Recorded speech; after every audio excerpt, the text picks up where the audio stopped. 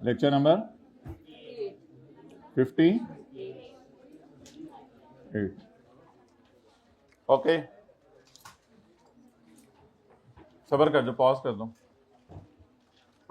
चलो, अच्छा जी, कल हम स्पेकुलेशन बिजनेस के बारे में पढ़े थे। स्पेकुलेशन बिजनेस एक अलग बिजनेस है, इसका रिकॉर्ड सारे बिजनेसेस से अलग रखना है। स्पेकुलेशन बिजनेस को सेपरेटली ट्रीट करना है, खर्चे पोर्शन करते हुए भी सेपरेट बिजनेस ट्रीट करना है। लेकिन एक बात ज़रूर याद रखनी है कि स्पेकुलेशन बिजनेस है इनकम फ्रॉम बिजनेस ही, तो इसलिए इसे इनकम फ्रॉम बिजनेस की कैटेगरी से बाहर नहीं निकालना। Samiullah, got it?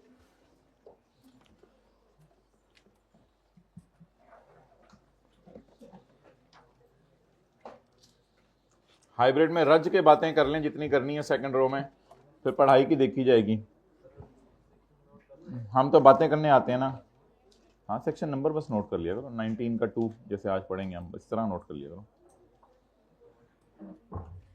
Okay, homework के सवाल में स्कल्पचर वाला सवाल निकाल लें जरा, यह हो गया था।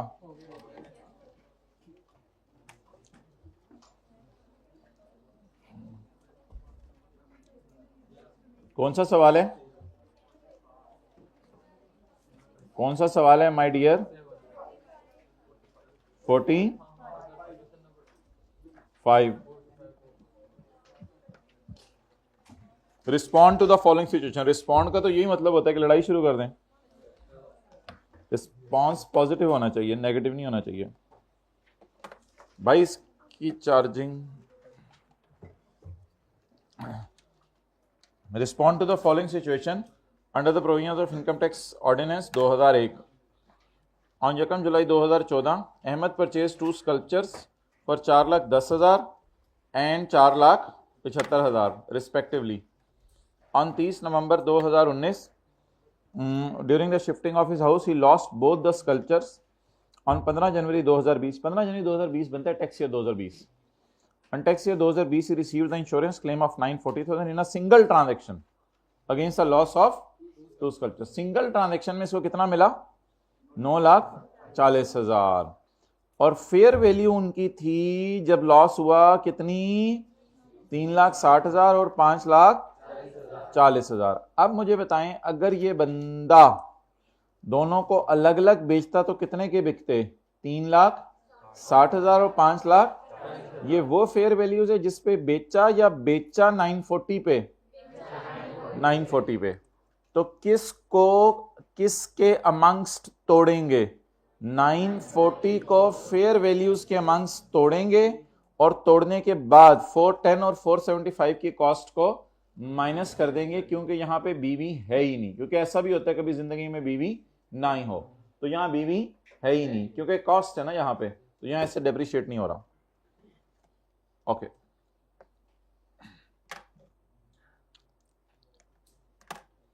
भाई उसे को वो बैकअप वाला पेन लाए जरा, कैमरा इधर कर जाओ। स्कल्पचर पहले का क्या नाम है? स्कल्पचर 1, स्कल्पचर नंबर 1 और स्कल्पचर नंबर 2। कॉन्सिडरेशन कितनी भाई? 940। नोट नहीं करना, ये तो घर में आपने किया होगा। कॉन्सिडरेशन 940 को अंदर ले आए, डिवाइडेड बाय +5 मल्टीप्लाइड बाय 360।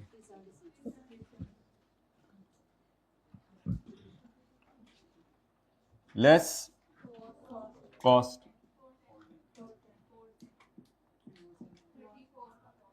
34 का।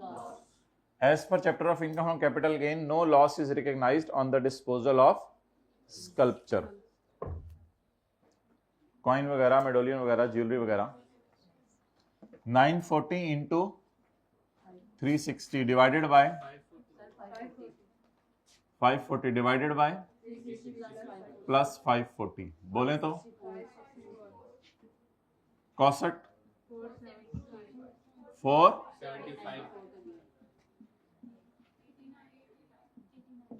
89 का gain. So gain is chargeable under the head income from.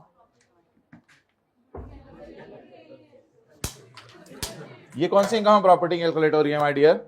Income from capital gain. ये हाइब्रिड में लेट आने पे मुबारक हो, शुक्रिया.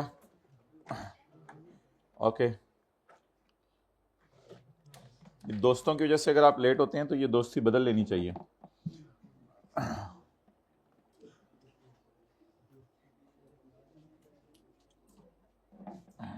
ओके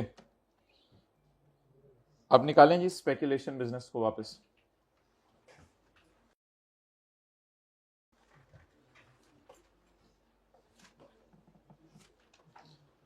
और साथ वाले से प्यार से पूछ लें, बेटा तुम चाहते क्या हो? आज मुझे जरा खुल के बता दो.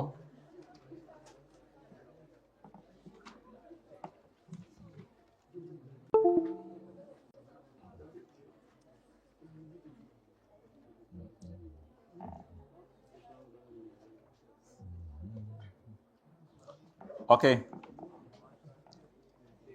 भाई अब स्पेकुलेशन बिजनेस को जरा आराम से तसल्ली से समझना है कि what is speculation business. Speculation business एक ऐसा बिजनेस है, पता नहीं कहां देख रहे हैं. स्पेकुलेशन बिजनेस एक ऐसा बिजनेस है जिसमें एग्जांपल करें ऑन 1 अगस्त 2015 को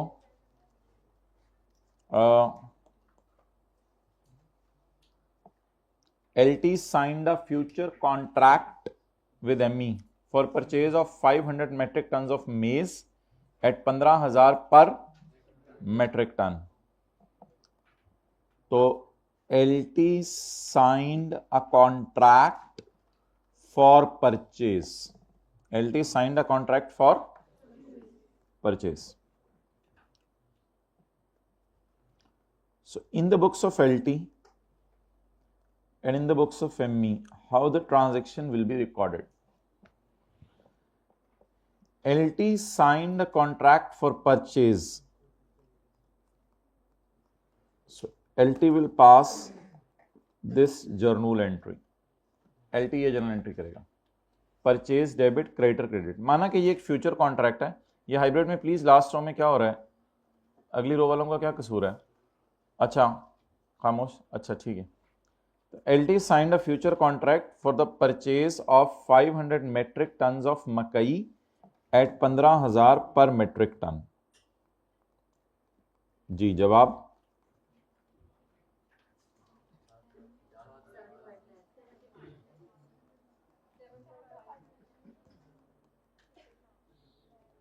okay rupees in 1000.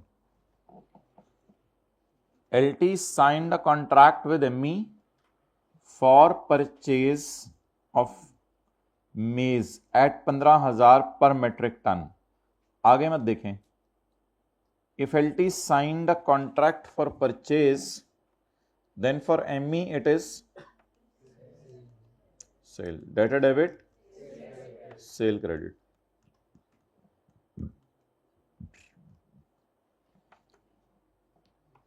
Delivery is expected in October. After 2 months.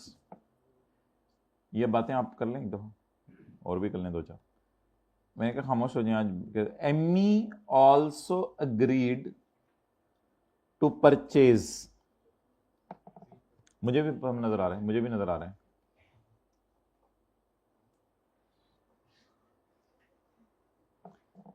ME also agreed to purchase.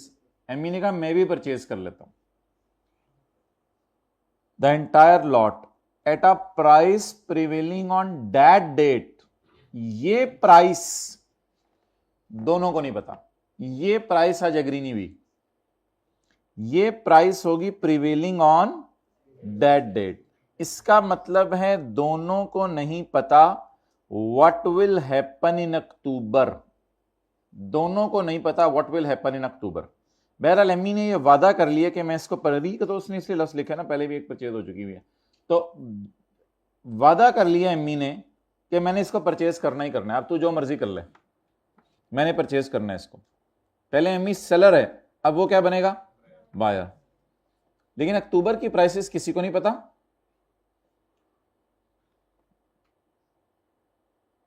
अक्टूबर की प्राइसेस मार्केट ही बताएंगी।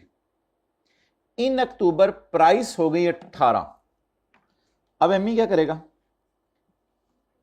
बोलें बोलें बोलें, किसकी एंट्री करेगा? परचेज की। एमई परचेज की एंट्री करेगा। नाउ 500 मेट्रिक टन इंटू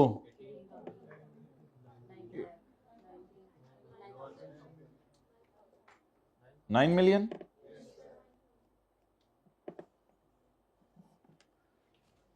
और अगर ये परचेज करे तो फिर दूसरा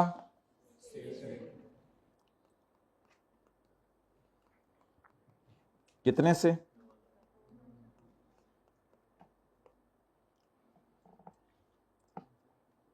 In October, price of maize increased to 18,000 and LT sold the entire lot to ME without taking delivery, and LT finally sold without taking delivery.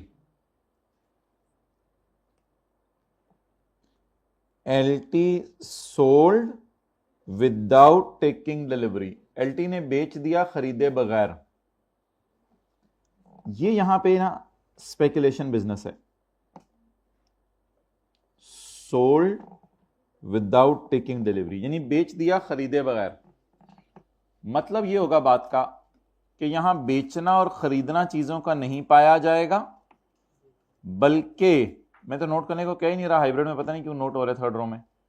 अच्छा, बेचना और खरीदना नहीं पाया जाएगा, बल्कि यहां होगा क्या? सेकंड रो वालों ने बातें शुरू कर दी थर्ड रो का नाम सुन के। अब बेचना और खरीदना नहीं पाया जाए, इधर व्हाइट बोर्ड की तरफ देखना होता है या आपस में दूसरी तरफ देखना होता है? क्लास हो रही हो तो देख नहीं, दूसरी तरफ जितना देखना है जिंदगी में आज। तो अब मुझे बताएं, यहां बेचना और खरीदना नहीं पाया जाएगा, बल्कि ट्रांजैक्शन नेट सेटल होगी। अब दोनों में से जो जीता वो सिकंदर, जो हारा वो बंदर। तो अब देखते हैं जीता कौन और हारा कौन। इसने 9,000 की सेल करके 7500 की परचेज की, ये बन गया सिकंदर। तो इसने 9,000 की परचेज करके सिर्फ 7500 की सेल की, ये बन गया बंदर। तो अब इसको आ गया स्पेक्यूलेशन गेन 1500 का, 9,000 माइनस 7,500, और इसको आ गया स्पेक्यूलेशन लॉस। 7,500 की सेल है, माइनस 9,000 की परचेज है, तो जवाब आ गया 1,500 का लॉस। स्पेक्यूलेशन लॉस और speculation gain. So that is the story of Sikandar and बंदर। इसमें एक्चुअल डिलीवरी नहीं होती चीजों की, क्योंकि स्पेकुलेशन बिजनेस की अभी हम डेफिनेशन पढ़ेंगे। Not settled by actual delivery. Speculation business ऐसा होता है जिसमें चीजों की डिलीवरी नहीं होती। तो फिर ये ऐसा करते क्यों हैं? बस ये 2 नंबर तरीके से पैसे कमाना चाहते हैं। आज की प्राइसेस का पता होता है इनको, लेकिन ये एक बात याद रखें, अगर फ्यूचर में प्राइस 15 से गिर के 14 हो जाती तो सिकंदर ने बंदर बन जाना था और बंदर ने, लेकिन फ्यूचर की प्राइसेस का पता कोई नहीं ना, दोनों स्पेकुलेशन कर रहे होते हैं। पता नहीं, मेरा ख्याल है इतनी होगी, दूसरा कहता है मेरा ख्याल है इतनी होगी। तो बस एक ये शायद इस ट्रांजैक्शन में एमई समझ रहा था कि 14,000 हो जाएगी। मैं मिसाल दे रहा हूं, एमई समझ रहा था कि 14,000 हो जाएगी, फिर उसको मजे हो जाने थे। और एलटी शायद समझ रहा था कि 17, 18, 19,000 तक पहुंच ही जाएगी, इसलिए उसका फायदा हो गया, आंखें खोल के क्लास ले ली। तो ये बड़ा ऑब्जेक्टिव होता है आजकल के ज़माने में बच्चों का, आंखें खोल के क्लास लेना। चलें अब नोट कर लें आप लोग जी।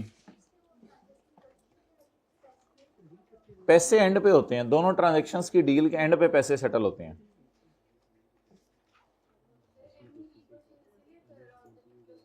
वो कैंसिल कर रहा होता है ना, हाँ, लेकिन उस प्राइस का नहीं पता होता असल में किसी को,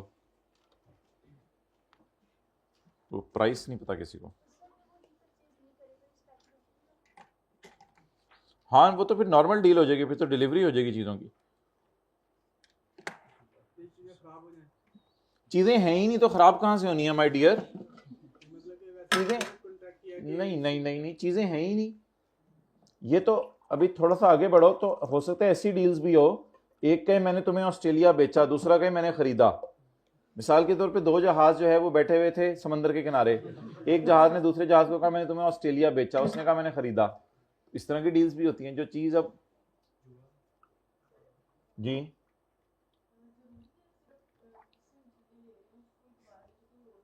नहीं नहीं नहीं नहीं, ये इस ट्रांजैक्शन में वही होगा।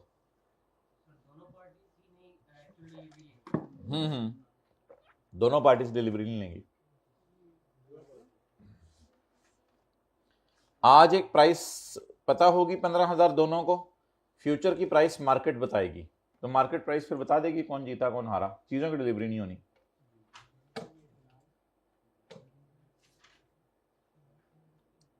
आज की प्राइस तय हो जाएगी एग्रीमेंट में 15,000, ये दोनों को पता होगी, फ्यूचर मार्केट बताएगी।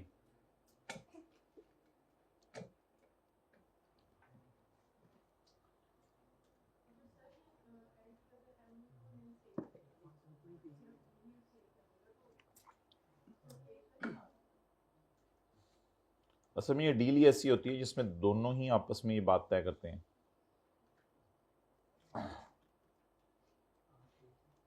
ओके अच्छा, आगे चलें।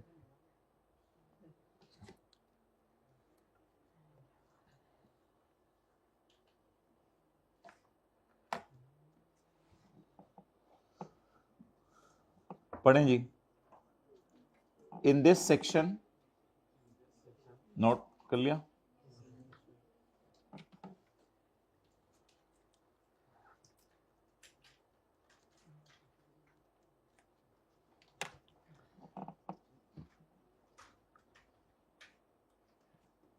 शफकत का हाथ फेरें साथ वाले के सर पे। इन दिस सेक्शन, इस सेक्शन में थोड़ी थोड़ी देर बाद उसे हौसला देते रहा करें, बूस्ट अप करते रहा करें। वो मोबाइल इस्तेमाल कर रहा हो तो उसको हल्का सा तंग कर दिया कि भाई छोड़ दे यार, तेरी मेहरबानी यार। In this section, speculation business means a business. Definition का शुरू देखें उसने क्या किया है, speculation business means a business, ये एक बिजनेस से कहता है। In which a contract for the purchase, बोलें जरा आप भी कोशिश करें, purchase and sale of commodity, shares में भी हो सकता है ये, is not settled by actual delivery of commodity. Definition तो बड़ी आसान सी थी, बच्चों वाली, 7th क्लास में भी याद करा दी जाती तो अभी तक याद रहती।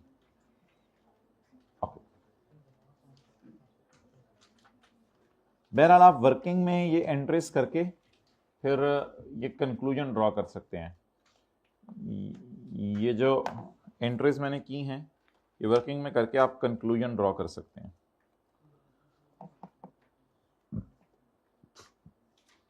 However,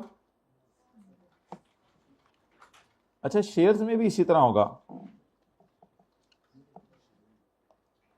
LT signed a contract with ME for purchase of 500 shares of PTCL at ₹15 per share. In October 2015, the price of share increased to ₹18 per share and LT sold the entire lot of shares to ME without taking delivery. तो shares में भी 100% इसी तरह हो जाएगा, फिर वो capital gain में नहीं जाएगा, बिजनेस स्पेकुलेशन में ही जाएगा। ओके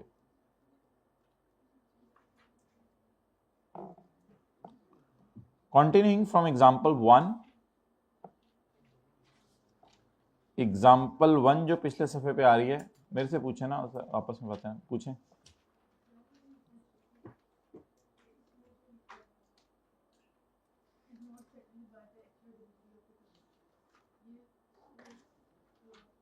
ये मतलब ये कि चीजें डिलीवर नहीं हुई ना, बस ये बता रहे हैं। यहाँ तो ये मैंने सेल परचेज की फर्जी एंट्रीज की हैं, ये तो समझने के लिए की हैं मैंने, इसलिए कहा था इनको वर्किंग में करें, असल में सेल परचेज हो नहीं रही। तो अगर आपने ये एंट्रीज नहीं करनी तो फिर इस तरह कैलकुलेशन कर लीजिएगा जैसे मैंने अगले सफ़े पे की है, वो शायद पेपर में ज़रा मुश्किल हो जाए आपके लिए संभालनी, कि सेल की फिगर निकाल लीजिएगा, फिर परचेज की, जो एक के लिए गेन होगा वो दूसरे के लिए लॉस होगा। ओके जी, चीज़ तो कहीं है ही नहीं ना, चीज़ तो ना उन्होंने बाजार से खरीदी ना बेची, चीज़ तो कोई है ही नहीं। यही तो बात है, चीज़ तो है ही नहीं। चीज़ तो शायद मकई इन्होंने कभी ज़िंदगी में देखी भी नहीं, ये तो बस इंटरनेट पे बैठ के इसकी प्राइसेस देख रहे हैं। जी और सवाल पूछें।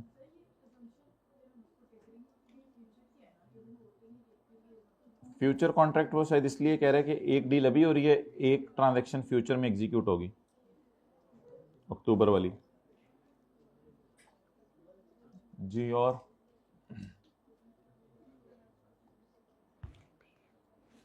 ठीक है, कोई सवाल नहीं।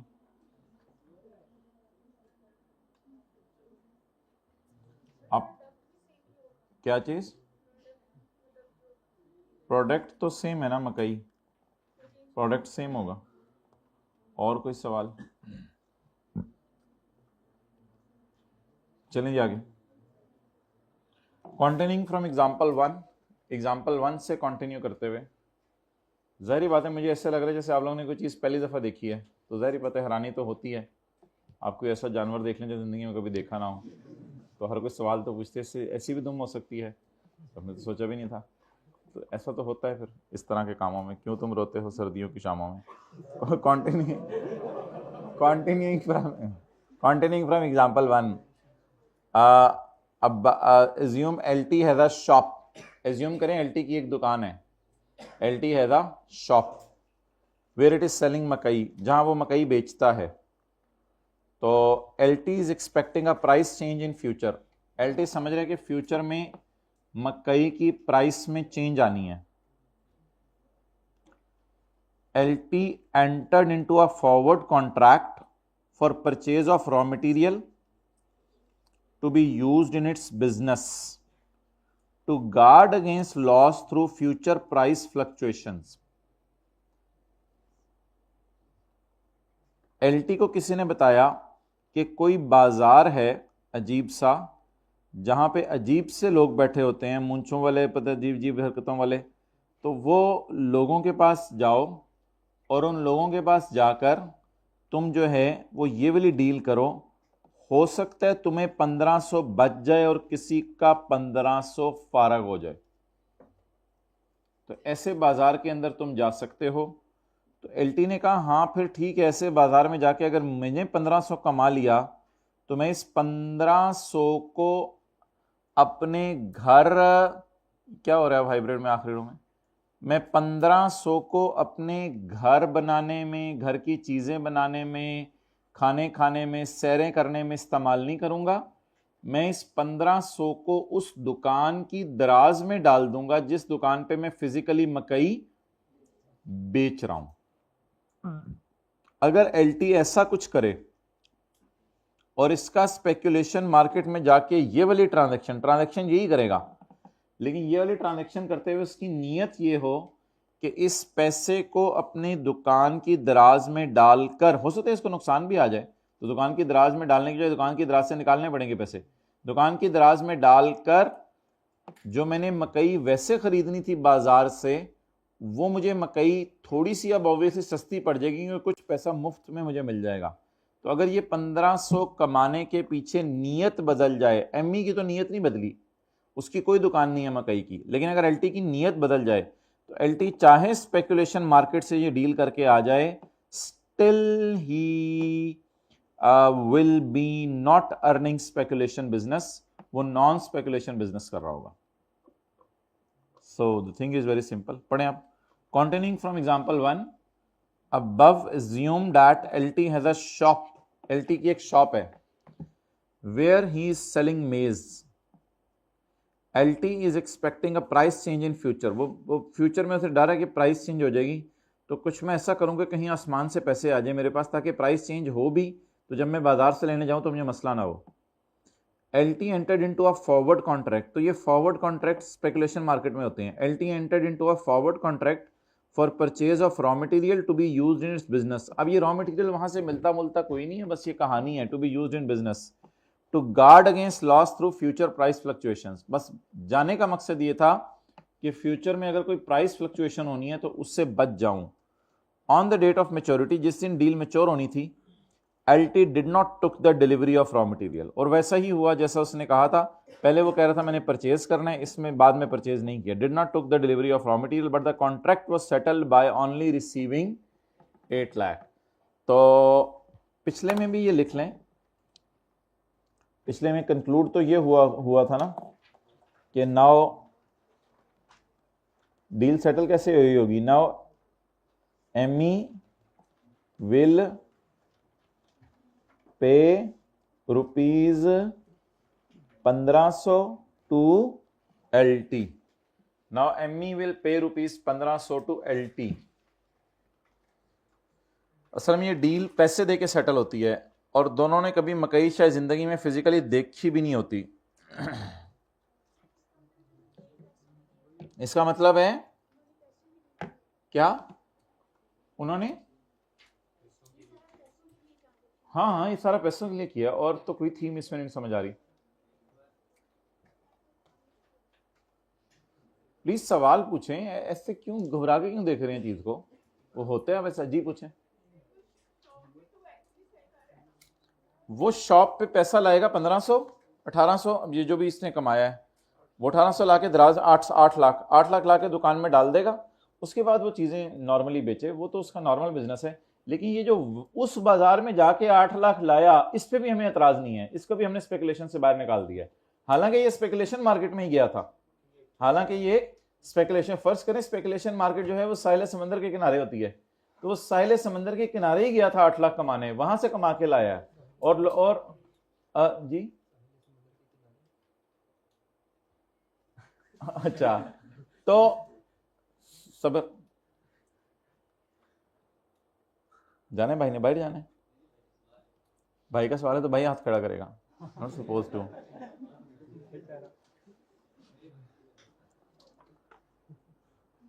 अजीब जमाना आ गया है, भाई का सवाल है, भाई ने चीज लेनी है, भाई का पेपर है, भाई ने खाना खाना है, हर जगह लेके जाओगे इसको, हाथ दोगी, भाई ने शादी करनी है। तो अब ये जो 8 लाख है ये साहिल समंदर पर हो रहा है, ठीक है।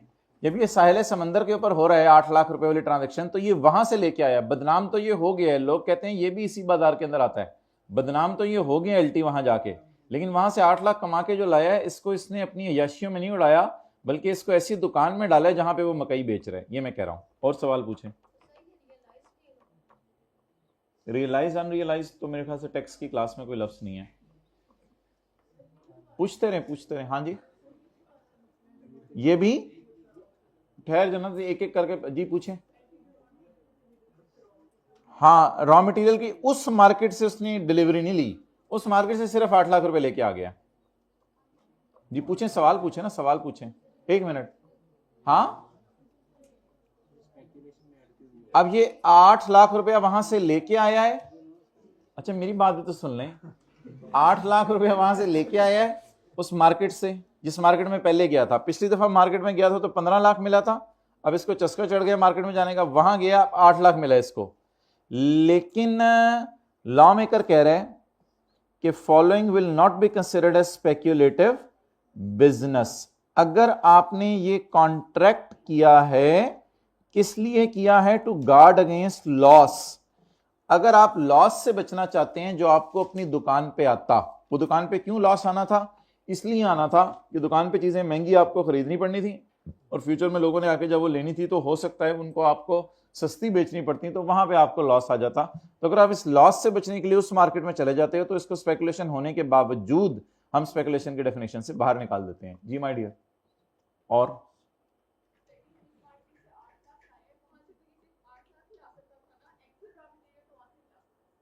हाँ, वहां से नहीं ला सकता, 8 लाख की ला, वहां से पैसे लाएगा बस। नॉन स्पेकुलेशन तो मैंने शुरू में इंटेंशन बता दी ना कि इसकी इंटेंशन है to guard against loss. Intention तो मैंने ये हाईलाइट कर दिया है।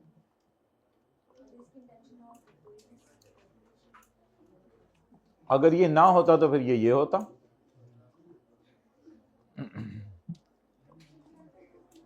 Things are very very simple. हाँ जी, जी बोलें।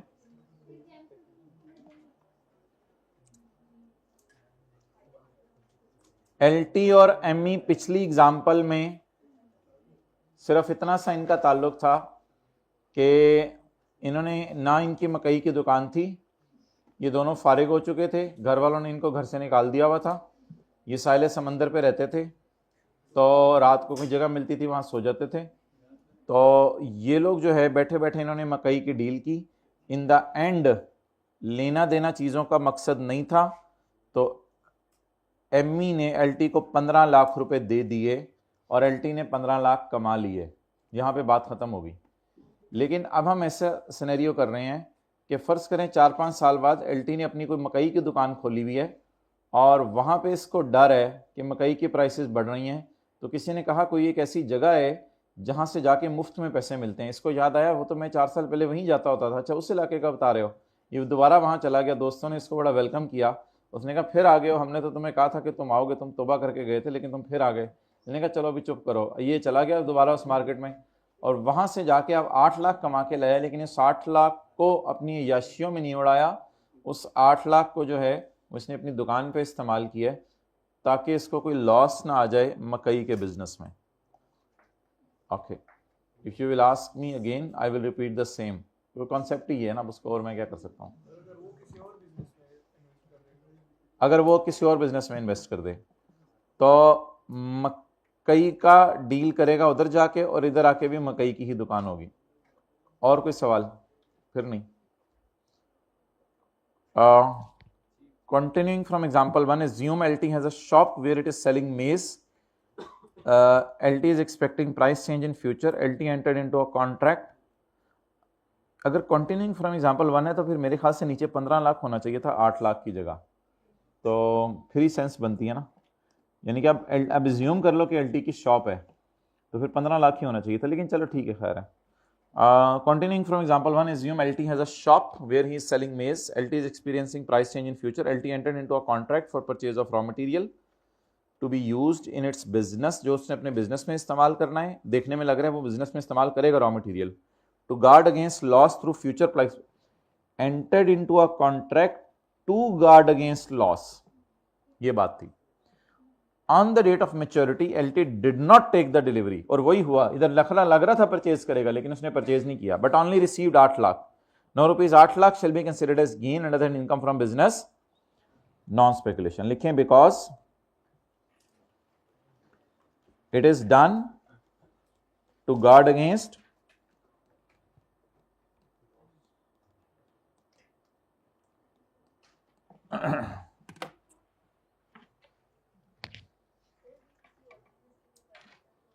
नहीं, फिर नहीं।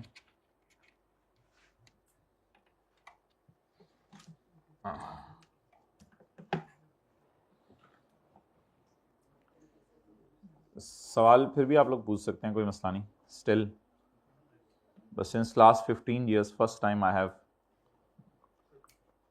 encountered so many questions। एक दफ़ा और भी आप लोगों ने किया था, याद होगा, पता नहीं प्रॉपर्टी के चैप्टर में कोई प्रोविजन थी।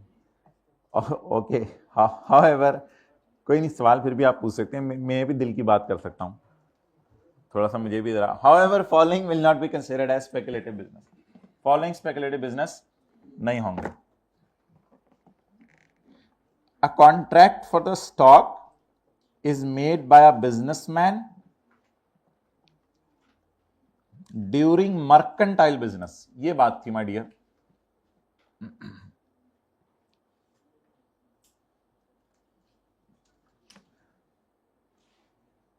A contract for the stock is made by a businessman during a mercantile business to guard against the loss through future price. Contract is made, contract for stock is made, और अगली line मैंने highlight की, to guard against the loss through future price fluctuations for fulfilling. अब ये जो 8 लाख रुपया कमा के लाया, इसका क्या करेगा? इससे फुलफिल करेगा अपने other contract for actual delivery of goods to customers. इस 8 लाख को इंशाल्लाह इस्तेमाल करेगा अपनी दुकान पे रख के, और जो और कस्टमर आ रहे हैं उनको इससे मकई खरीद के बेचेगा। For fulfilling other contracts for actual delivery of goods to customer coming on LT shop, जो एलटी की शॉप पे आ रहे हैं, क्योंकि अब तो हमने एज्यूम कर लिए LT has a shop.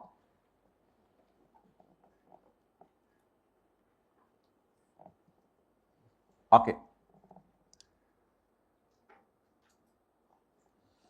next, well, sometimes it may happen that a contract for shares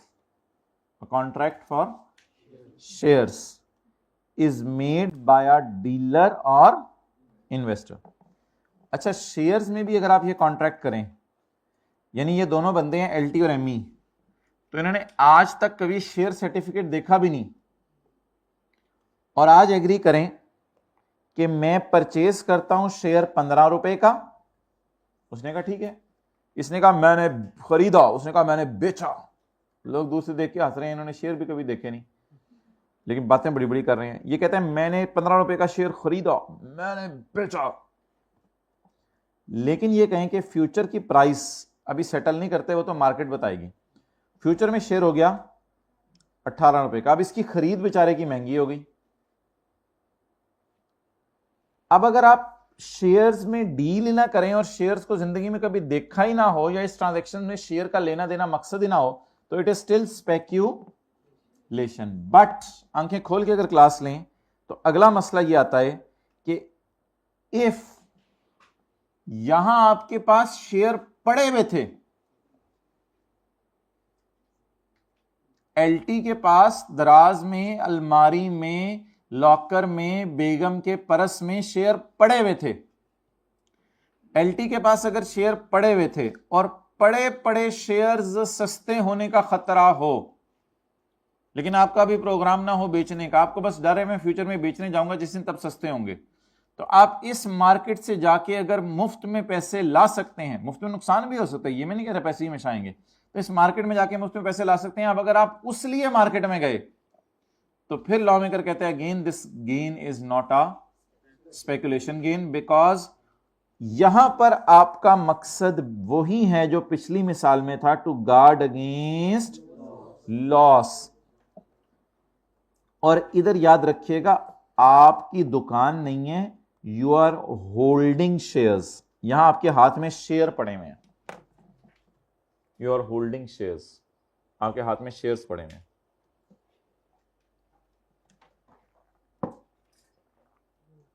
अंग्रेजी मोरलेस वही है।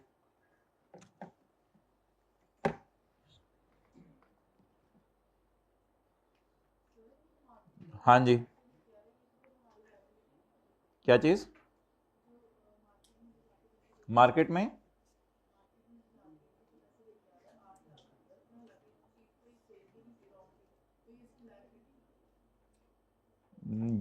लाइबिलिटी क्यों है? ये ट्रांजैक्शन करते हुए किसी की लाइबिलिटी तो नहीं है। और यहां तक आप कह सकते हैं कि एमई अगर फिर मुकर जाए इस डील से,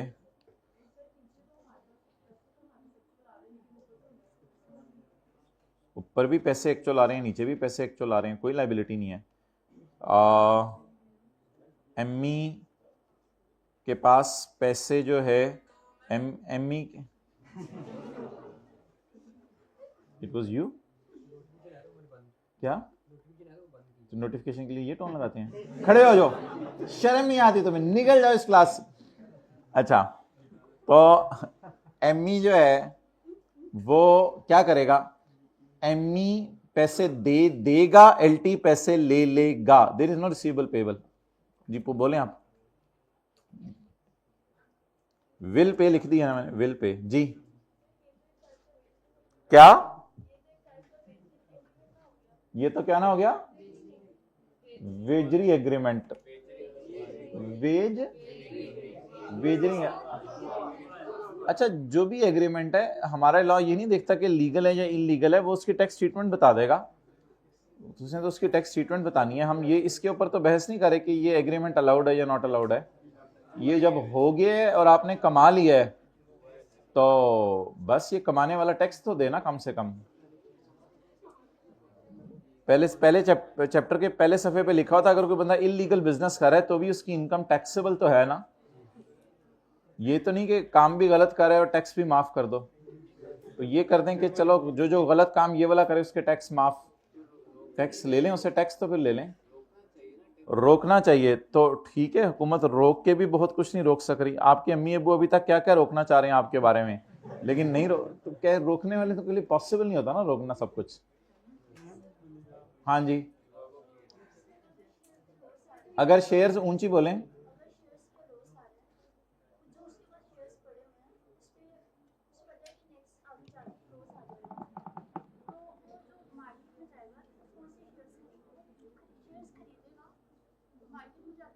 खरीदने और बेचने की डील करेगा।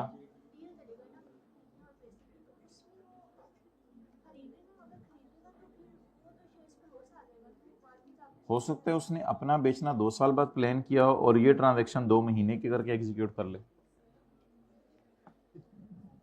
वो तो उसकी अपनी मर्जी है ना। उसने लॉस फ्यूचर में पता नहीं कब आना है, उसने होता है 2 साल बाद बेचने का सोचा हो, फिलहाल ये डील 2 महीने की करके आ जाए। हाँ जी, ये फ्री में एक दूसरे को पैसे दे रहे हैं, दोनों से बहुत फ्री हैं ये लोग, तो मुफ्त में पैसे दे रहे हैं ना। वरना ये डील ना करें, ये डील ना करें, ठीक है। बस स्टैंडर्ड कहता है ये डील हो गई है, चीज़ें खरीदे बेचे वगैरह एक दूसरे को पैसे दे दिए हैं। बाकी लोगों को पता होता है कि चीज़ हमने खरीदनी बेचनी कोई नहीं है, पैसे देने हैं, ना करें ये डील आपस में। फिर अगर किसी ने कर लिया दुनिया में तो फिर उसकी ट्रीटमेंट तो कम से कम आपको बता दिए। उधार तो ये चीज़ का उधार तो आपके समझने के लिए एंट्रीज बताई हैं बेसिकली। तो एंट्रीज करने के बाद ये दिखाना मकसूद था कि एक को गेन आ रहा है दूसरे को लॉस आ रहा है, ताकि सेल माइनस परचेज करना आपको आ जाए, कोई परचेज माइनस सेल ना कर बैठे पेपर में जी। और बस अब हो गया इन दोनों से, तो मैंने आपको बता दिया। आगे क्या हुआ इन दोनों से, क्यों हुआ, नहीं होना चाहिए था, ये तो अभी बहस नहीं है इस वक्त हमारी क्लास की। Conclusion: LT and ME should not do like this because I am disturbed. It is not so. You have done it. जी, और कोई क्वेश्चन किसी का? यार तो कहते हैं सारे एसी बंद कर दो।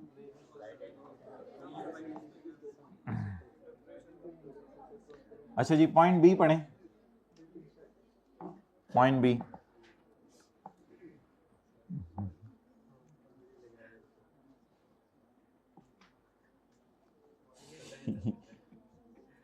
नहीं मैं ये कहना चाह रहा था कि हालात जैसे भी हों, आपको पता है इस वक्त क्लास में क्या हालात हो गए हैं बच्चों के, अभी 6, 7, 8 बच्चे सवाल पूछे हैं। हालात जैसे भी हों, आपने इस पोजीशन पे रह के जरा कूल एंड काम रहना होता है और मुस्कुराते रहना होता है।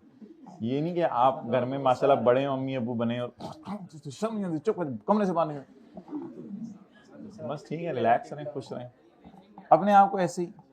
भाई जिस चीज़ मर्जी चीज़ में आ जाए, मैं कॉन्ट्रैक्ट टैक्ट नहीं पढ़ा रहा, ये आप उनके टीचर से पूछें, मुझे नहीं उसकी डेफिनेशन पता, कब पढ़ा था, 2004 में पढ़ा था मैंने, मुझे क्या याद, 20 साल पुरानी बातें। Okay, however following will not be considered as speculative business, following speculative business नहीं होंगे। Contract for the shares is made by a dealer और इन्वेस्टर, डीलर होता है जिसका काम ही ये, इन्वेस्टर होता है शेयर जिसके पास कभी कभी खरीदता हो, डीलर होता है हमेशा ही शेयर खरीदता बेचता रहता हो। A contract for the shares is made by dealer investor to guard against loss in the person's holding of shares. उसकी holding of shares में लॉस आने का डर है, और लॉस आता क्यों है? Through future price fluctuations. तो अब अल्फाज देखिए कॉमन है, बस आपने ऊपर वाला अगर बात याद कर ली, a contract for stock is made by a person, contract for shares is made by a person to guard against loss through future price fluctuations, for fulfilling other contracts यहां लिखा हुआ था, और यहां उसकी जगह बस लिखा हुआ है इन पर्संस होल्डिंग ऑफ शेयर्स। ये एक्स्ट्रा लाइन है, बाकी अंग्रेजी ऑलमोस्ट जो मैंने अब हाईलाइट कर दी आपको, ऊपर ब्लू और ग्रीन में, तो नीचे भी ब्लू और ग्रीन में देख लें, वही जो है वो अंग्रेजी है। ये ब्लू और ग्रीन वाली अंग्रेजी सेम है, ये सिर्फ येलो वाली बात जो है यहां पे याद करनी है, इन पर्संस होल्डिंग ऑफ शेयर्स। तो ये येलो वाली बात याद रखेंगे, ऊपर वाली अंग्रेजी याद की होगी तो गुजारा चल जाएगा। Okay, next point number C, online वालों आप भी इंशाल्लाह जूम मीटिंग में इस दफ़ा 20-25 मिनट लेना मेरे सेक्शन 19 पे, उनका भी हक है ना। Point C, a contract is made by a member,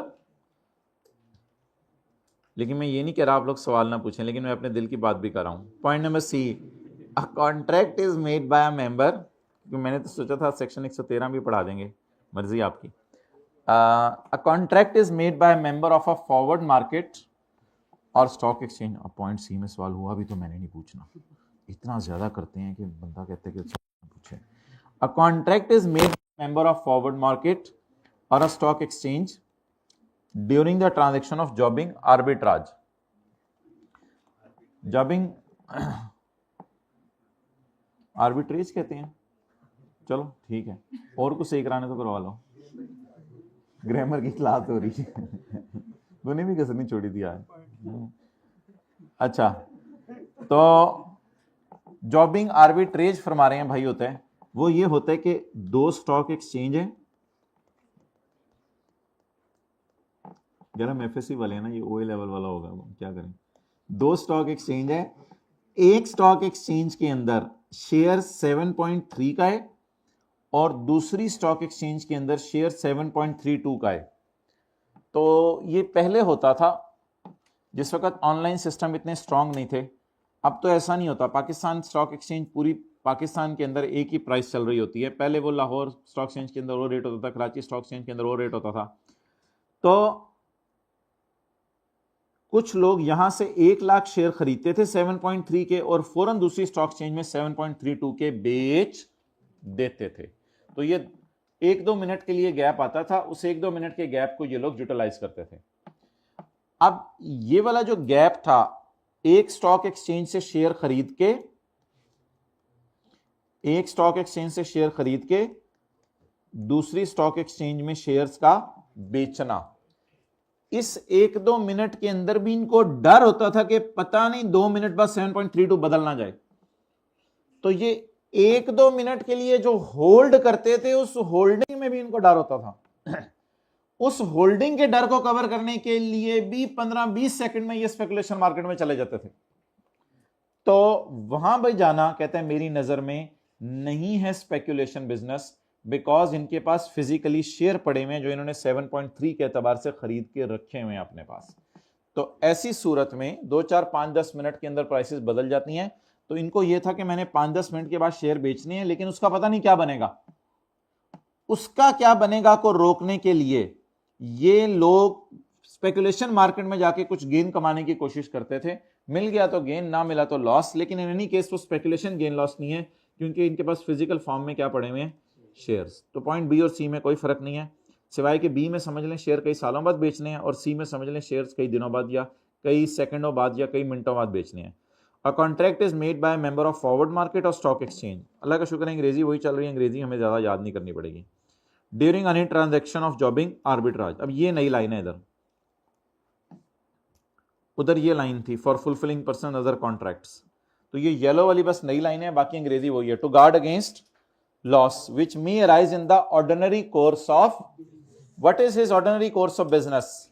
his ordinary course of business is to sell the shares जब कभी दो स्टॉक एक्सचेंज में प्राइसेस का डिफरेंस आए। तो जॉबिंग आर्बिट्रेज लिख लें, क्या होता है? दो स्टॉक एक्सचेंज के प्राइस डिफरेंस से फायदा उठाना।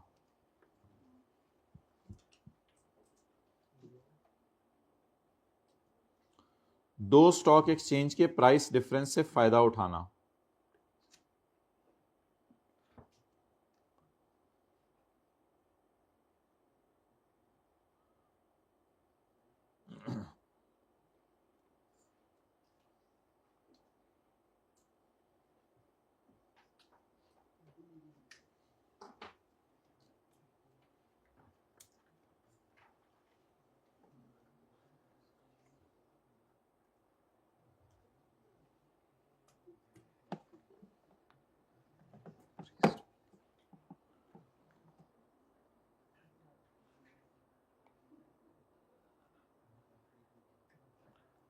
ओके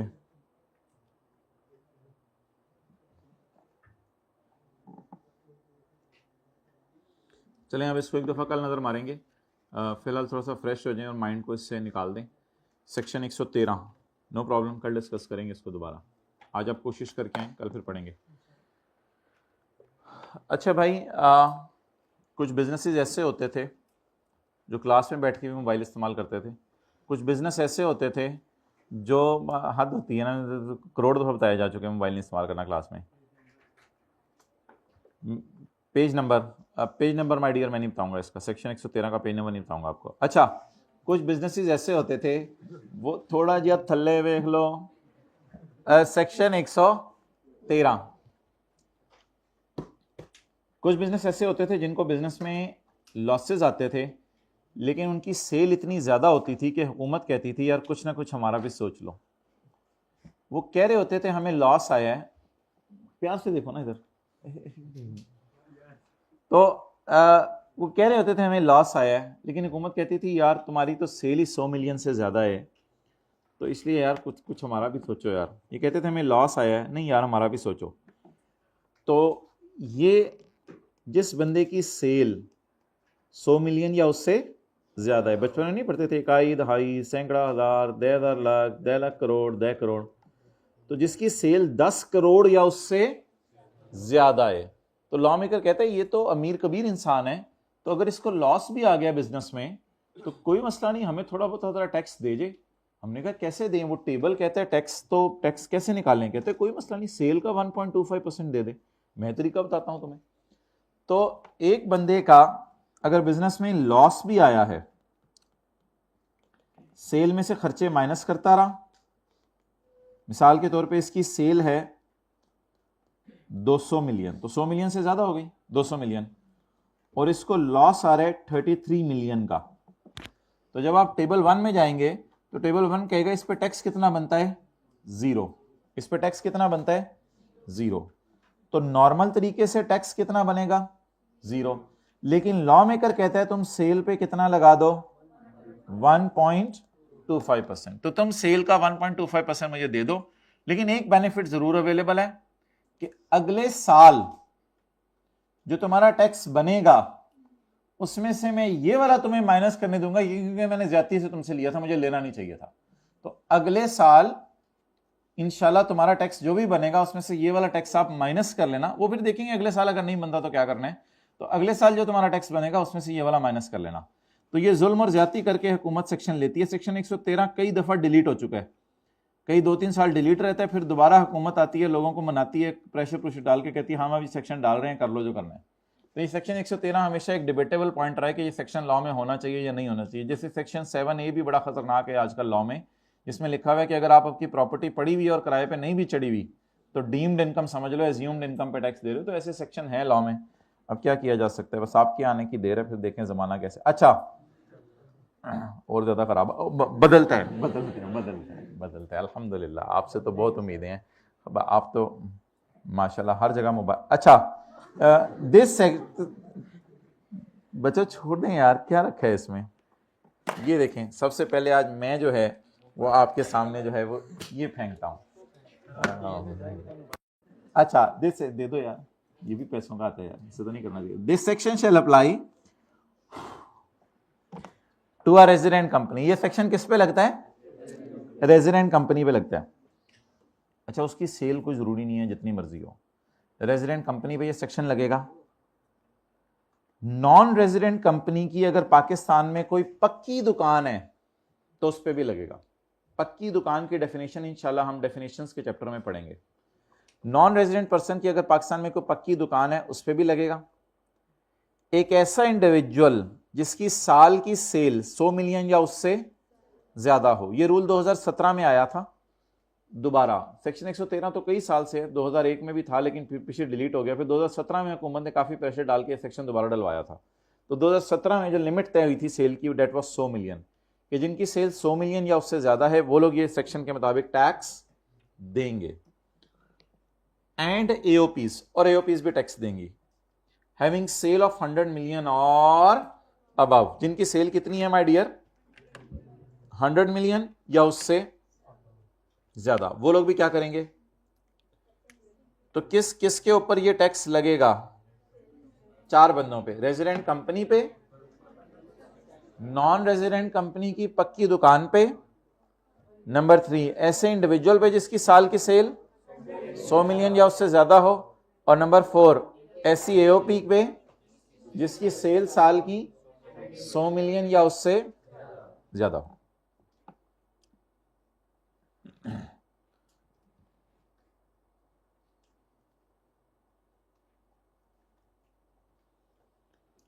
अच्छा, अब कुछ एग्जांपल्स हैं वो करें। कैलकुलेटर निकालें साथ वाले के बैग से।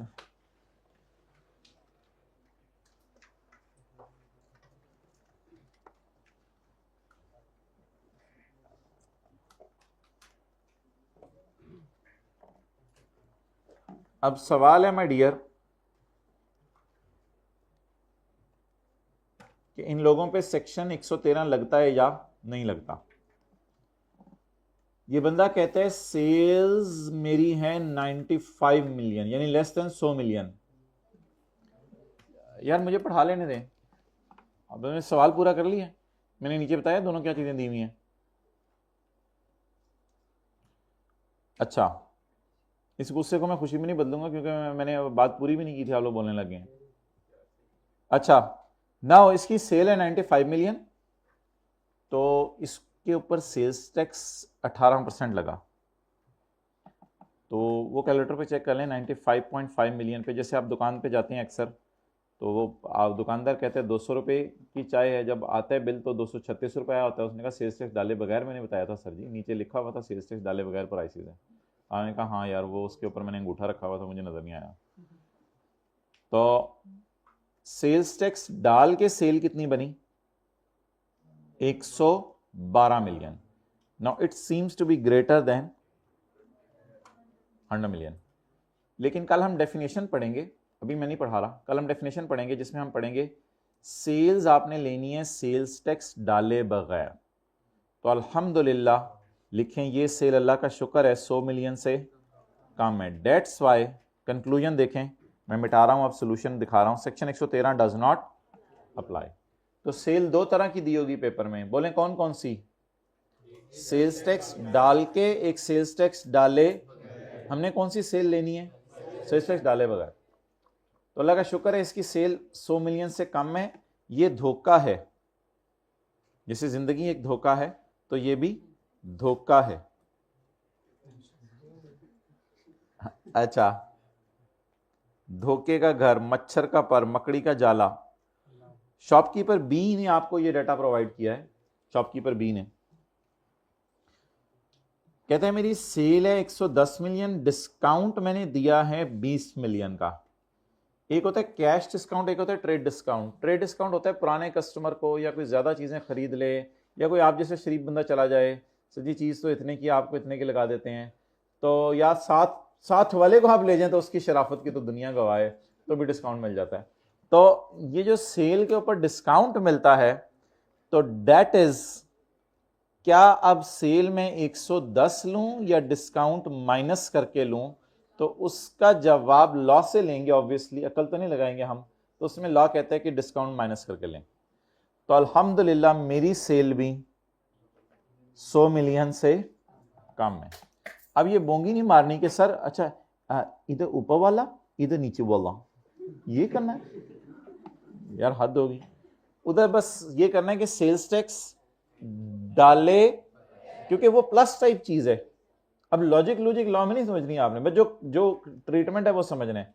वो सेल्स टैक्स ऐड टाइप चीज है, उसे इग्नोर करके देखनी है सेल।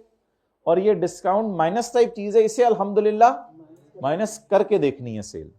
तो अल्लाह का शुक्र है इसकी सेल भी 100 मिलियन से कम है। डेट्स एक सोल्यूशन देखें, सेक्शन 113।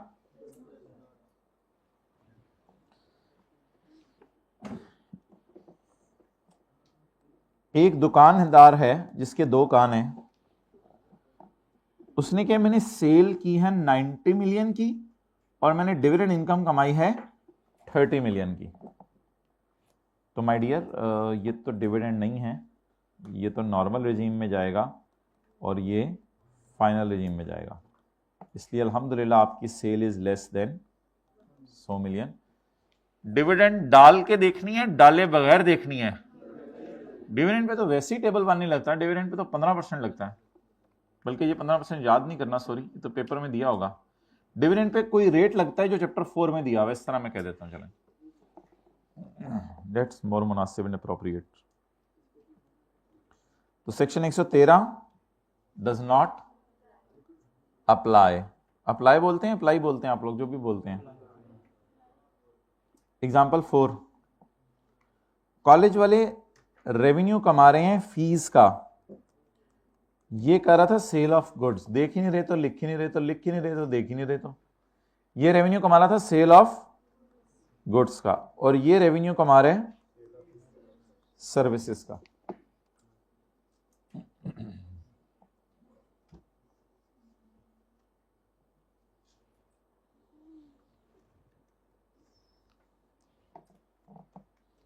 इधर भी ऑब्वियसली क्या करें, सेक्शन 113 लगेगा नहीं लगेगा? नहीं लगेगा। क्यों नहीं लगेगा?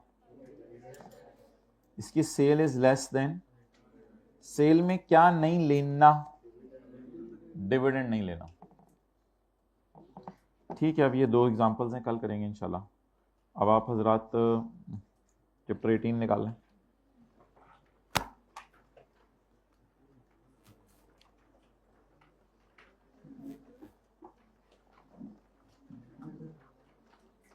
जी my dear,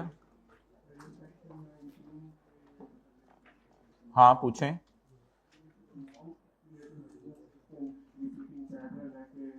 ordinary course of business है और इंटेंशन हमेशा लॉस से नॉट करने की है, प्रॉफिट की टेंशन नहीं है, जबकि स्पेकुलेटिव है वो शॉर्ट टर्म है और उसकी टेंशन जो है वो हमेशा अनसर्टेन है प्रॉफिट की लॉस की।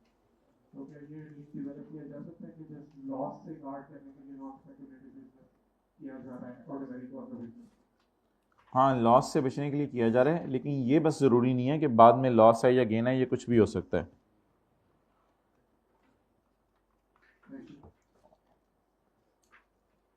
डॉक्टर सोना ढूंढें, डॉक्टर सोना, पेज नंबर 411, 411 नंबर पर डॉक्टर सोना पड़ा हुआ है।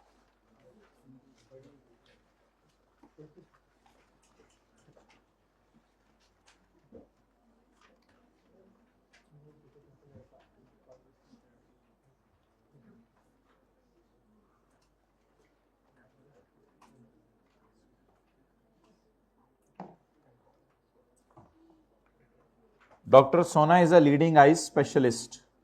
लोग दूर दूर से आके डॉक्टर सोना को अपनी आंखें दिखाते हैं, और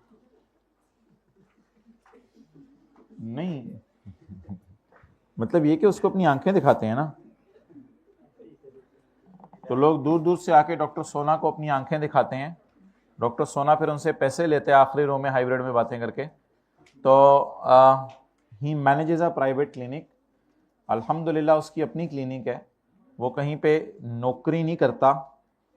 एक समरी उसने बना के दी है, उसके पास जो पैसे आए हैं उसकी, और उसने जो पेमेंट्स की हैं उसकी, ये उसने आपको समरी बना के दी है फॉर द लेटेस्ट ईयर, अभी जो साल इसका ख़त्म हुआ है ताज़ा ताज़ा उसकी। तो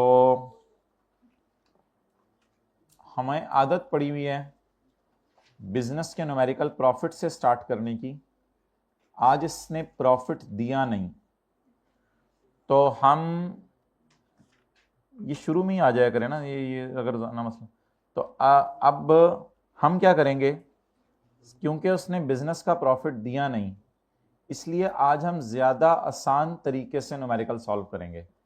वो आसान तरीका वो है जो इनकम फ्रॉम प्रॉपर्टी में हमने सीखा था कि किराया लिखो, उसमें से खर्चे माइनस कर दो, बस ये ज़्यादा आसान तरीका है। प्रॉफिट से चलना तो बड़ा मुश्किल होता है, कुछ चीज़ों को उल्टाना पड़ता है, कुछ चीज़ों को माइनस करना पड़ता है। ये ज़्यादा आसान तरीका होगा कि जो उसको उसने कमाया है वो ऐड करो, जो उसके खर्चे हैं वो लेस करो, और जो कोई ऐसा खर्चा हुआ जो माइनस नहीं करना हुआ तो उसको हम इग्नोर कर देंगे, उसको प्रॉपर, जैसे रिपेयर को इग्नोर करके रिपेयर अलाउंस माइनस करते थे। तो जैसे इनको हम प्रॉपर्टी में 1-2 खर्चे और थे, इंश्योरेंस आपने कोई लैंड की करा ली थी, तो हमने कहा था वो माइनस नहीं कर सकते, तो उसे इग्नोर किया था।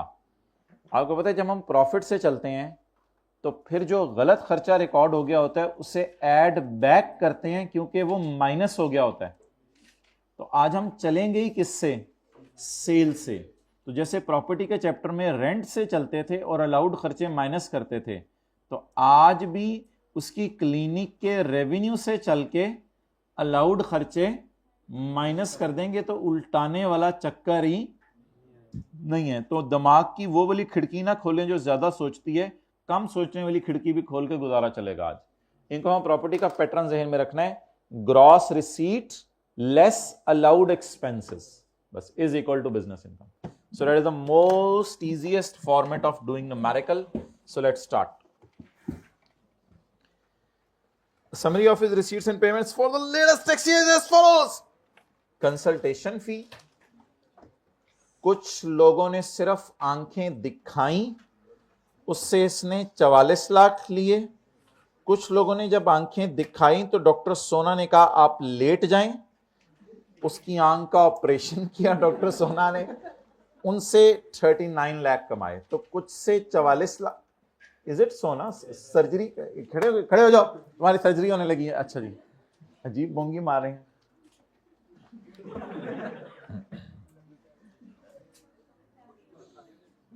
और ये तो सीट पे बैठ के होगा ना। प्रॉपर्टी इनकम आ रही है आपकी डॉक्टर सोना की, उसकी डिटेल पॉइंट 1 में दी हुई है। अदर इनकम आ रही है, उसकी डिटेल पॉइंट 2 में दी हुई है। रेंट ऑफ क्लिनिक आ रहे हैं, डॉक्टर सोना के घर के खर्चे आ रहे हैं 19,60,000, तो सवाल में आ रहे हैं। रेंट ऑफ क्लिनिक आ रहा है 3 लाख रुपया। हाउस होल्ड खर्चे सबसे ज्यादा प्रोबेबली बेगम के खर्चे लग रहे हैं हमें पूरे खर्चों में। देखें 1 भी इधर एक्स्ट्रा लगा हुआ है। परचेज ऑफ मोटर कार, अब्बू लाए मोटर कार जिसमें थे पहिए 3। अच्छा, परचेज ऑफ मोटर कार, मेरी मर्जी, मेरी क्लास, आप लोग अपनी क्लास में 6 पहिए लगा लीजिएगा। Purchase of motor car 6,40,000। Surgical equipment, ये तो घर में खरीद रखा होगा ना सर्जरी करने के लिए घर वालों की। पॉज कर दो यार जरा। हाँ, ये सर्जिकल इक्विपमेंट कहाँ रखा होगा वैसे? मेरे ख्याल से तो क्लिनिक में ही रखा होगा शायद। सैलरी टू असिस्टेंट, ये कहाँ रखा होगा असिस्टेंट? मेरे ख्याल से क्लिनिक में ही रखा होगा। घर में होता तो बता देता, नीचे जाके देख लेंगे। क्लिनिक को कभी कभी भगाता है अपने साथ, सुबह सुबह जॉगिंग करता है। क्लिनिक रनिंग एक्सपेंसेस, ये मेरे ख्याल से क्लिनिक के कुछ और खर्चे होंगे। लड़ाई नहीं करनी हाइब्रिड में, ये क्लिनिक के कुछ और खर्चे होंगे। 1 फुट के फासले से बैठा करें। और कार के खर्चे आ रहे हैं और डोनेशन आ रही है। डॉक्टर सोना का लेवल है यार, चंदे भी देता है। 3 लाख रुपए तो उसने चंदा दे दिया इस साल। Notes to receipts and payments are presented below. Doctor Sona के पास एक कमर्शियल बिल्डिंग है जिसको उसने किराए पे दिया हुआ है। Detail of his net receipts are as follows. ये नेट रिसीट्स हैं, इसका मतलब है ये ग्रॉस रेंट नहीं है, ये नेट रिसीट। हमारी नजर तो ना ऐसे जावे, आपकी नजर कैसे ऐसे जावे? हमारी नजर तो ना ऐसे ऐसे जावे। Is as follows. किराया आ रहा है, उसमें से नॉन एडजस्टेबल सिक्योरिटी डिपॉजिट नए किराएदार से 7 लाख आया है और पुराने को 5 लाख वापस किए। मुझे नहीं, इसने जो 5 लाख माइनस किए इस पर मुझे कोई एतराज नहीं, क्योंकि ये आपका कैश फ्लो बता रहा है, पैसा आया और गया बता रहा है। न्यूमेरिकल में मुझे पता है पूरा 5 लाख नहीं करना, आपने देखना है ऑलरेडी टैक्स कितना है, लेकिन वो वैसे ही बता रहा है कि 7 लाख नए बंदे से आया, 5 लाख मैंने पुराने को वापस कर दिया, तो 2 लाख रुपए मुझे यहां से बचे। तो और 8,000 रुपया प्रॉपर्टी टैक्स ये बिल्डिंग का मैंने, और नेट रिसीट्स मेरी 1062,000 है। इसके अलावा पॉइंट 2, अच्छा ये ऊपर से भी देखना था, तो आपको तो नजर आवे, हमें तो ना नजर आवे। द अमाउंट, हमें तो इधर अमाउंट ही नहीं नजर आई थी, हमने नोट दे दिया था the world health day amount is not given, so I am not solving this adjustment. I have ignored point 2. If the amount would have been given, I would have solved it. The amount was received for writing an article in an international magazine on World Health Day. World Health Day पे इसने एक magazine में कोई article लिखा होगा कि अगर लोग आपको आंखें दिखाएं तो उसका हल क्या है। तो इस पे इसको पैसे मिले हैं माशाल्लाह 83,000 रुपए। 60% ऑफ गाड़ी, यानी गाड़ी का अगला हिस्सा फ्रंट सीटें डाल के, ये यूज हो रही है इसके घर में, और पिछला हिस्सा जो गाड़ी का स्टीयरिंग के बगैर वाला वो दफ्तर में। Donation was given to a government medical college for upgrading its library. तो ये तो डोनेशन का टैक्स क्रेडिट मिल जाएगा, क्योंकि सेक्शन 61 में लिखा हुआ था गवर्नमेंट इदारों को डोनेशन दी जा सकती है। Depreciation on motor car and surgical equipment under third schedule of income tax ordinance 2001। Schedule और भी जो जो बताने बता दें आप लोग एक ही दफा, ये पूरी लिस्ट दे के ना एक दफा मुझे वॉइस नोट बना के बता दीजिएगा सारे। अच्छा, तो थर्ड शेड्यूल जो है इनकम टैक्स ऑर्डिनेंस का, वो भाई ये तस्वीर ना अब्दुल्ला को खींच के भेज दें, उससे कहें ये किताब में इधर डाल दें।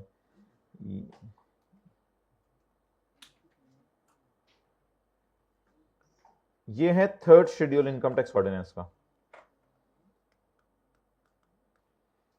थर्ड शेड्यूल में डेप्रिसिएशन के रेट्स दिए हुए हैं। फर्स्ट शेड्यूल कौन सा था जिसमें टैक्स रेट्स दिए हुए थे? टेबल 1 और टेबल 2। और ये कौन सा शेड्यूल है? Third schedule. इसमें कौन से रेट्स दिए हुए हैं? डेप्रिसिएशन के। ओके, तो बस वहां जाके लिखने की जरूरत नहीं, इधर लाइन पढ़े आपको समझ आ जाएगा। चैप्टर 18 की तरह। तो इसका मतलब है ये टैक्स वालों की डेप्रिसिएशन है या अकाउंटिंग वालों की? आगे उसने लिखा भी हुआ है third schedule of income tax ordinance 2001, बता देना मुझे। तो इनकम टैक्स ऑर्डिनेंस का, तो इसका मतलब है ये किन की डेप्रिसिएशन है? लेकिन ऑब्वियसली इसने इधर इसलिए नहीं डाली कि इधर इसने पेमेंट्स डाली हुई थी, और पेमेंट्स में इसने कॉस्ट डाली है। हालांकि अभी हम जो प्रॉफिट एंड लॉस बनाएंगे उसमें तो डेप्रिसिएशन डालेंगे इन चीजों की, तो इसकी जगह डेप्रिसिएशन डाल देंगे। इसने तो सिर्फ जो आया और जो गया वो डाला है। बहरहाल प्रॉफिट सवाल में कहीं अवेलेबल नहीं है कि प्रॉफिट से चलते हुए नॉट अलाउड खर्चों को ऐड बैक कर दूं, ऐसे कोई सीन नहीं है आज। तो बिल्कुल सिंपल न्यूमेरिकल है। 3 हेडिंग्स दे देते हैं। Heading number 1 income from business, heading number 2 income from property, heading number 3 income from, और फिर इन तीनों के खर्चे ढूंढेंगे। जहां जहां जिस चीज के खर्चे मिले वो माइनस करते रहेंगे और बाहर इसका जवाब निकल आएगा। वो आज जाके आपने अब्बू अम्मी को दिखाना है कि मैंने डॉक्टर सोना का टैक्स निकाला है आज। जहां आप मुझे बचपन में लेके जाते थे आंखें दिखाने के लिए। अल्हम्दुलिल्लाह आपकी तो आंख। अच्छा जी, working number 1 income from business. Revenue जिस तरह ग्रॉस रिसीट नहीं होती थी इनकम प्रॉपर्टी में, उस तरह 4400 और 3950।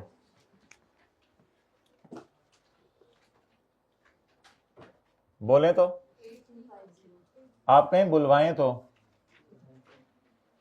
8350। 11 बज चुके हैं, 11:05 तक हमने ये न्यूमेरिकल सॉल्व करते हैं। इनकम फ्रॉम प्रॉपर्टी हेडिंग दे दें, फिर शायद एक ही दफा नीचे से चीजों को लेके चल लेंगे। तो अभी फिर नीचे जब आएंगी चीजें तरतीब से फिर कर लेंगे। अभी हेडिंग दे दें income from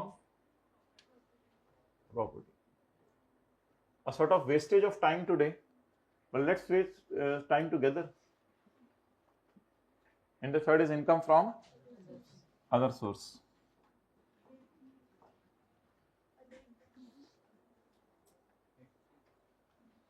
Amount on writing article.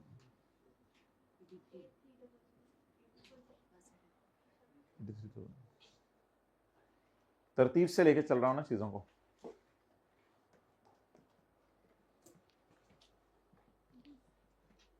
Okay, next.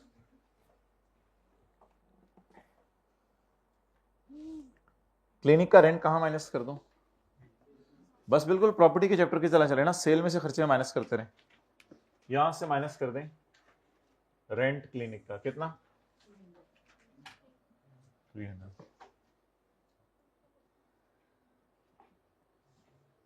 घर के खर्चे, घर के खर्चे बिजनेस की सेल में से माइनस कर दें, ना करें। लिख दीजिएगा हाउस होल्ड एक्सपेंसेस, घर को थामने वाले खर्चे। हाउस होल्ड एक्सपेंसेस इग्नोर ही करने हैं ना, एड बैक क्यों नहीं कर रहे,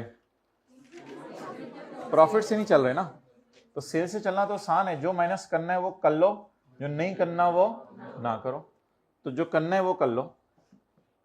मेरे ख्याल से पूरी गाड़ी माइनस कर देते हैं 6,40,000 की, पूरी गाड़ी ना माइनस कर दें उठा के, 640 माइनस कर दें या 640 की डेप्रीसिएशन माइनस कर दें या 640 की डेप्रीसिएशन का 60% माइनस कर दें, 40% माइनस कर दें। अब मैंने कैलकुलेटर पे ये चेक नहीं करना कि 640 पर क्या रेट लगा तो 96 आया, या 96 डिवाइडेड बाय 640 करके मैं चेक नहीं करना, 96 डिवाइडेड बाय 640 करके मैं चेक करूं इसने डिडक्शन का रेट सही लगाया या नहीं लगाया, मैंने इसमें नहीं पढ़ना, उसने भी डिडक्शन खुद निकाल के दे दी है, बस जैसे मर्जी निकालिए, सही निकाली गलत निकाली, मैंने तो तेरी वाली यूज करनी, बस तू खुद कह रहा है ये तो बस ठीक है। अब अगर बंदा खुद कह रहा है आलू गोश्त के अंदर बैंगन डाल दें बस, और तुम खुद कह रहे हो ये डेप्रिसिएशन है तो है, बस अब नहीं समझ आ रहा तो करें बस, मुझे नहीं पता सही है या गलत है। 96,000 की डेप्रिसिएशन है, कॉस्ट को इग्नोर कर दें, कॉस्ट माइनस कर दूं या डिडक्शन माइनस कर दूं, डिडक्शन पूरी डिडक्शन माइनस कर दूं या 40%, 60% तो घर वाली है ना, तो अलाउड कितनी होगी 40%।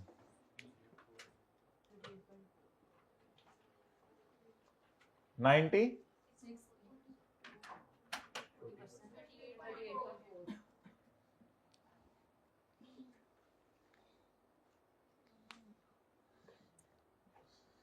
ज्यादा ही आसान सवाल आ रहे हैं।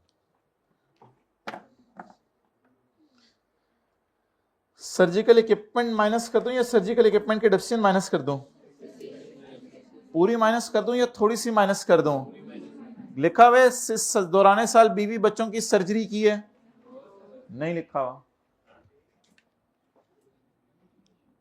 सर्जिकल इक्विपमेंट पूरा ही माइनस कर दें, इसकी डेप्री 75।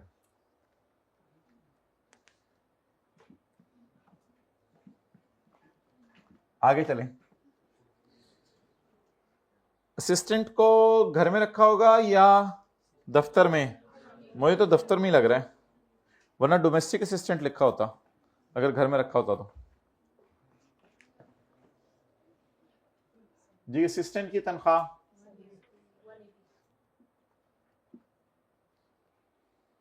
ये जो बाहर पर्चियां बना रहा होता है, डॉक्टर साहब को अपनी आंखें दिखानी है, आप पर्ची बना लें, अब जाएं डॉक्टर साहब को आंखें दिखाएं, अंदर बैठे हैं वो, आई स्पेशलिस्ट है बल्कि मेरे ख्याल से, हाँ ये तो आई स्पेशलिस्ट है, क्या आई स्पेशलिस्ट के लिए क्या करना पड़ता है, FCPS करना पड़ता है, कुछ और करना पड़ता है, अच्छा पता नहीं, क्लिनिक को भगाने के खर्चे, क्लिनिक का भागना तो जरूरी है ना, वरना क्लिनिक नहीं भागेगी तो हम कैसे भागेंगे, तो clinic running expenses 240, CRE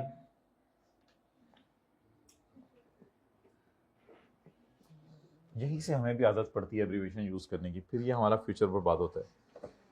car के खर्चे 2 लाख या 2 लाख का 40%, 2 लाख का क्या है ये, कार एक्सपेंसेस, गाड़ी के डिडक्शन ऊपर माइनस कर लेते, ये एक्सपेंसेस किस चीज के होंगे, जैसे क्लिनिक के भगाने के खर्चे हैं ऐसे गाड़ी को तो भगाने के खर्चे होते हैं ना, तो गाड़ी के लिए कोई पेट्रोल है कुछ और है, जरा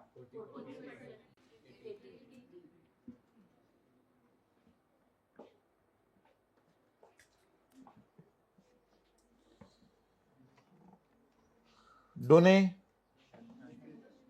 का क्या करना है, डोने का फेस पे टैक्स क्रेडिट दे देंगे, चलें। इनकम प्रॉपर्टी 7 लाख नए किराएदार से आया, पुराने को 5 लाख वापस किए, ये कितने साल से था, 3 साल पहले से था ये, और उसको पे कितना किया है, तो कितने साल से उसका इनकम में लेके जा रहे हैं? 3 साल से। तो 500 डिवाइड बाय 10, 50 50 50। तो इसने तो कैश आना जाना की है, इसकी पर मुझे एतराज नहीं है, क्योंकि उसने ऊपर नेट रिसीट का लफ्ज लिखा है। नए से आया 7 लाख, पुराने को दिया 5 लाख, लेकिन हमने जो इनकम कैलकुलेट करते हुए करना है वो तो इसका 3 हिस्से निकालने हैं, 5 लाख को 10 से डिवाइड करके। जी, gross receipt 870, non adjustable amount new से कितना आया? 7 लाख, लेस ऑलरेडी टैक्स्ड। 500 को डिवाइड करें 10 पर, क्या जवाब आ गया? 50। 50 कितने सालों से इनकम में जा रहे हैं? 3 सालों से। क्या जवाब आ गया? 550 को क्या करें? 10 से डिवाइड करते हैं, जो अक्सर बच्चे नहीं करते।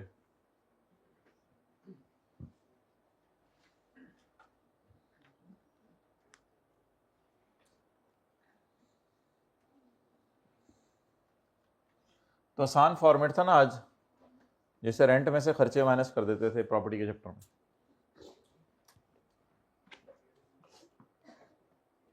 आगे प्रॉपर्टी टैक्स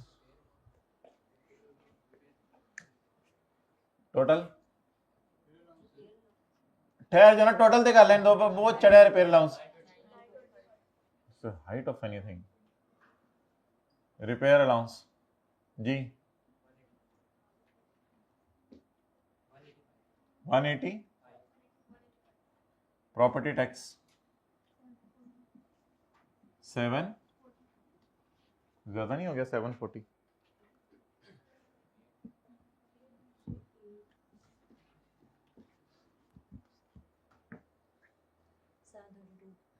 सेवन। भाई ये प्रॉपर्टी टैक्स पे तो माइनस कर लेना। हाँ हाँ हाँ हाँ,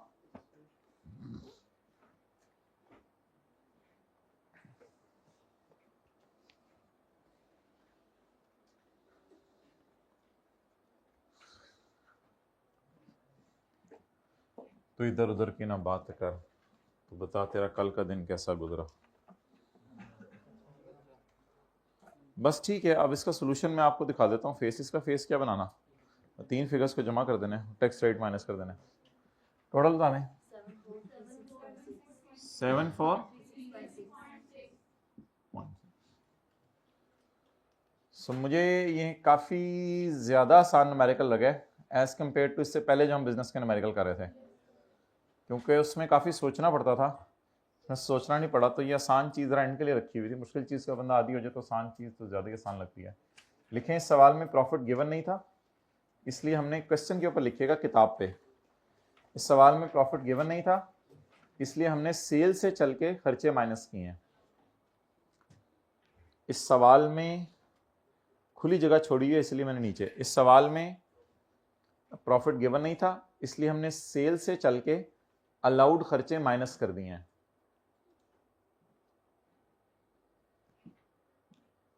इस सवाल में प्रॉफिट गिवन नहीं था, इसलिए हमने सेल से चल के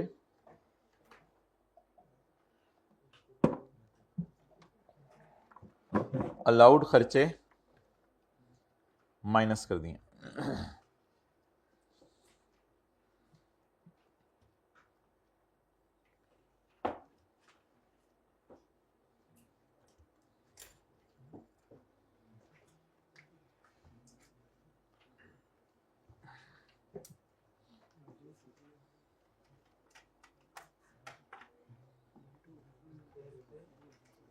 चल के अलाउड खर्चे माइनस कर दिए हैं।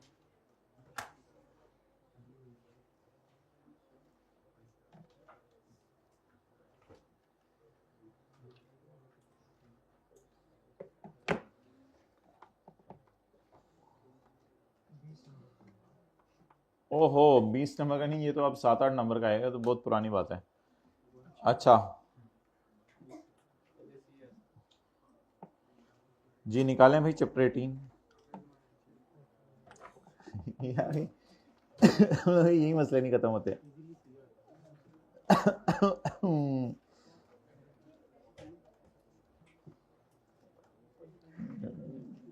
छोटी सी ख्वाहिशें। अच्छा,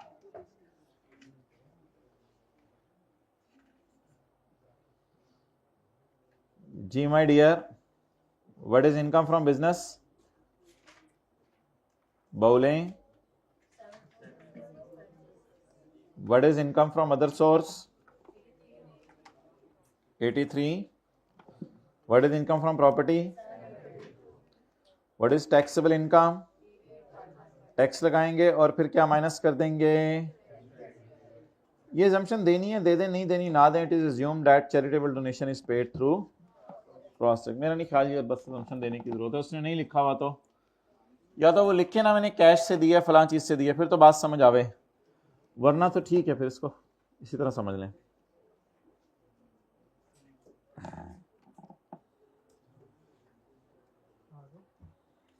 वापस आ जाइए चैप्टर 8 पे,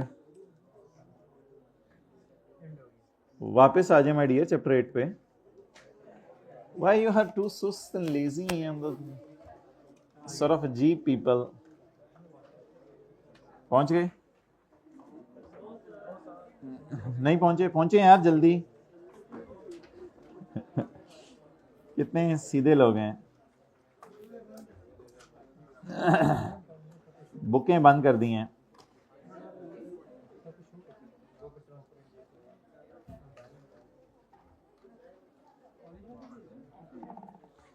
चलें छोड़ें, बुक बंद कर दिए तो सिर्फ एक सवाल का जवाब दे दें मुझे। एडमिसिबिलिटी का लफ्ज किसके लिए यूज होगा? खर्चों के लिए या इनकम के लिए? खर्चों के लिए। अलाउड जैसा लफ्ज बोलें, एडमिसेबल। अलाउड और एडमिसेबल मिलते जुलते लफ्ज हैं, कल याद करिएगा, लिखवा भी दूंगा। अलाउड और एडमिसेबल मिलते जुलते लफ्ज हैं। तो अल्हम्दुलिल्लाह इनिशियल अलाउंस हमने अलाउ करना है। हमने एक इक्विपमेंट खरीदा है पाकिस्तान से, तो इस पे इनिशियल अलाउंस कहते हैं मैं अलाउ करना चाह रहा हूं 4 मिलियन का। तो कर लें? जल्दी बताएं, कर लें? क्यों? Second hand from Pakistan. कितने लोगों को ये पता चल गया था?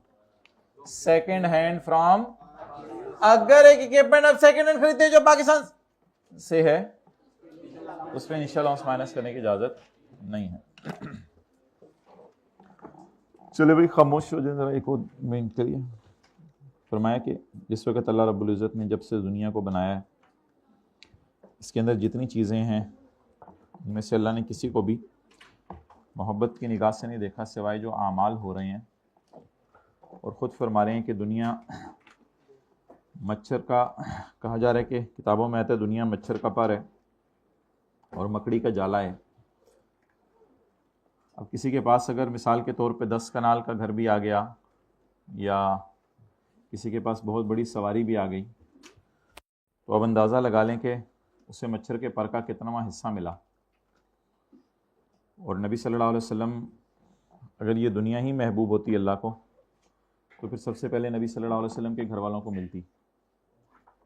लेकिन आयशा रज़ी अल्लाह तआला फरमाती 2-2 महीने गुजर जाते, हमारे घर चूल्हा नहीं जलता था।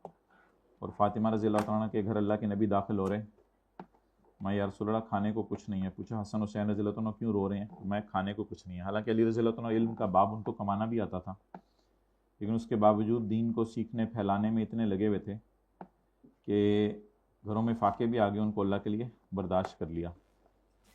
और इंसान अपने एतबार से हर कोई ये समझ रहा होता है, हर कोई अपने आप से सवाल पूछे। मैं भी अपने आप से पूछता हूँ कि भाई मेरी तो ज़िंदगी में दीन है। अब हालांकि सहाबा के यहाँ आपको ये क्लेम्स नहीं मिलेंगे।